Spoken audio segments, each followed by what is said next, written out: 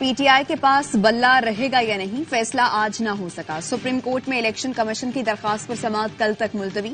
Chief justice نے پوچھا، پشاور میں کس جگہ انٹرا پارٹی الیکشن ہوا؟ ریکارڈ پر تو کچھ نہیں۔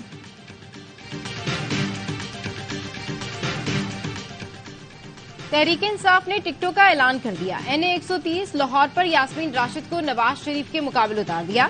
مراد سعید کو سوات، بنیر سے بیرسٹر گوہر امیدوار، شاہ محمود قریشی، عمر ایوب، اسد کیسر کو ٹکٹ مل گیا۔ شہرام ترکئی، علی محمد خان، شاندانہ گلزار، شہریار آفریدی، شیر افضل مروت کو بھی ٹکٹ دیا گیا۔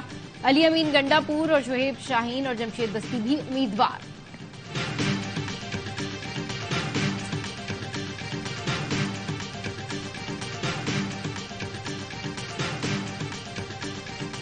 خواجہ آصف کا پی ٹی آئی کو کھمبا انتخابی نشان رکھنے کا مشورہ۔ سابق وفاقی وزیر نے کہا، پی ٹی آئی کہتی ہے کھمبے کو کھڑا کریں گے تو وہ جیت جائے گا۔ جس طرح وکیلوں کو ٹکٹ دیے گئے، لگتا ہے بار کاؤنسلز کا الیکشن ہے۔ 1 سال قبل شامل ہونے والے کو پارٹی چیئرمین کے لیے چنا گیا۔ یہ بند گلی میں آ چکے، انہیں راستہ نظر نہیں آ رہا۔ اگر انہیں عدلیہ پر یقین ہے تو عدالتی فیصلے کا انتظار کریں۔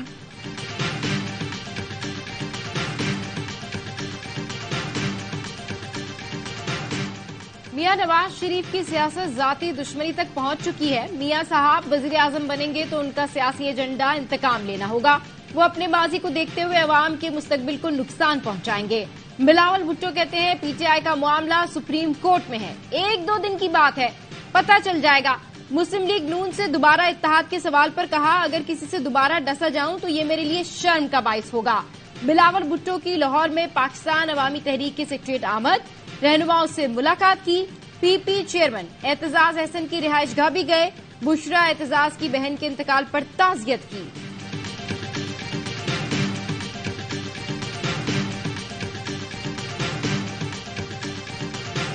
سیکورٹی فورسز کا شمالی وزیرستان میں انٹیلیجنس بیسڈ آپریشن، فائرنگ کے تبادلے میں 2 دہشت گرد عبداللہ اور خالد جانان جہنم واصل۔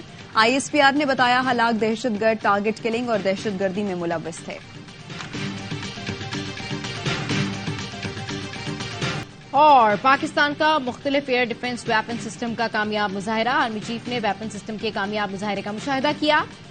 البیزا 3 2024 مشقیں سمیانی میں منعقد کی گئیں۔ آرمی چیف نے مشقوں کے دوران مختلف ویپن سسٹم کی کامیابیوں کو سراہا۔ High to medium air defence weapon system کا یہ پہلا تجربہ تھا۔ مشقوں میں مختلف نوعیت کے ہتھیاروں کا تجربہ کیا گیا۔ آرمی چیف نے آرمی ایئر ڈیفنس کی آپریشنل تیاریوں کی تعریف کی۔ جنرل سید عاصم منیر نے کہا، مسلح افواج جدید ویپن سسٹم کو اپنا رہی ہے، دفاعی ضروریات اور خطرات کے پیش نظر بہتری لا رہے ہیں۔ آئی ایس پی آر کے مطابق آرمی چیف کی آرمی ایئر ڈیفنس سینٹر آمد، یادگار شہداء پر حاضری دی۔ غزہ پر اسرائیلی بمباری نہ رک سکی۔ رات سے جاری حملوں میں 150 فلسطینی شہید ہو گئے، 240 سے زائد زخمی۔ دیر البلاح میں رہائشی عمارت پر 2 میزائل حملے ہوئے، جس میں 3 بچوں سمیت 13 فلسطینی شہید ہو گئے۔ عمارت کے ملبے تلے متعدد لوگ اب بھی پھنسے ہیں۔ غزہ میں اسرائیل کی جانب سے فلسطینی نسل کشی کو 98 روز گزر چکے ہیں۔ غزہ میں شہادتوں کی مجموعی تعداد 23,700 سے بڑھ چکی ہے۔ عالمی عدالت انصاف میں اسرائیل کی غزہ میں نسل کشی کے خلاف سماعت کا دوسرا روز، اسرائیل نے اپنا موقف پیش کیا۔ اسرائیل کی حمایت پر جنوبی افریقی کیپٹن فارغ۔ جونیئر عالمی کپ سے 1 ہفتہ پہلے کپتان ڈیوڈ ٹیجر سے قیادت لے لی گئی۔ ٹیجر نے پچھلے سال ملنے والے ایوارڈ کو اسرائیل کی فوج کے نام کیا تھا۔ جنوبی افریقہ کرکٹ نے کہا کہ ٹیجر کو ممکنہ رد عمل اور سیکیورٹی خدشات کی وجہ سے ہٹایا گیا۔